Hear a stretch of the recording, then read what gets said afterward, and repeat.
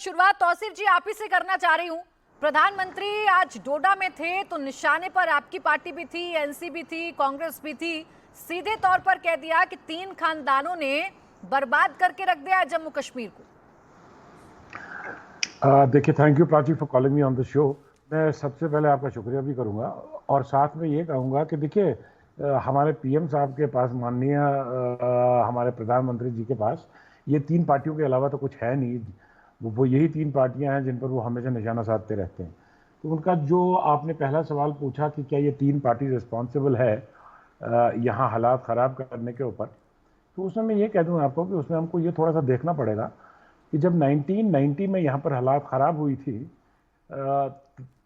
तब यहाँ पर हमारे मिस्टर वटाली हुआ करते थे डीआईजी। तो डीआईजी साहब का कहना था कि हमारे यहाँ पे 450 मिलिटेंट्स एक्टिव है, जिनमें से अप्रॉक्सीमेटली 300 को नलीफाई कर दिया हमने। नलीफाई नहीं, न्यूट्रलाइज कहूँगा मैं, न्यूट्रलाइज कर दिया हमने। तो अभी 150 बचे हैं। तो फोर्सफुली डॉक्टर फारूक अब्दुल्ला की गवर्नमेंट थी, वो चीफ मिनिस्टर थे डॉक्टर फारूक अब्दुल्ला, फोर्सफुली ये जो यहाँ का हालात जो है, यहाँ की जो सिचुएशन है, जो इसकी कमांड थी वो पहले जेके पुलिस के पास थी, वो उठा के इंडियन आर्मी को दे दी।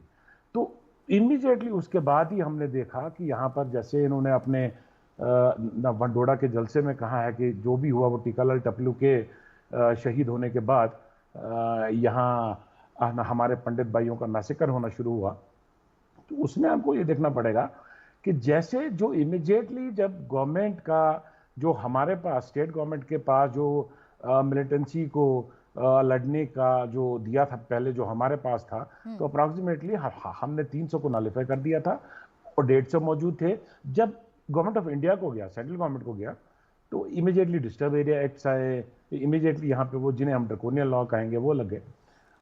विदिन 15 डेज यहाँ स्टार्ट हो गया मेरे पंडित भाइयों का एक्सोडस।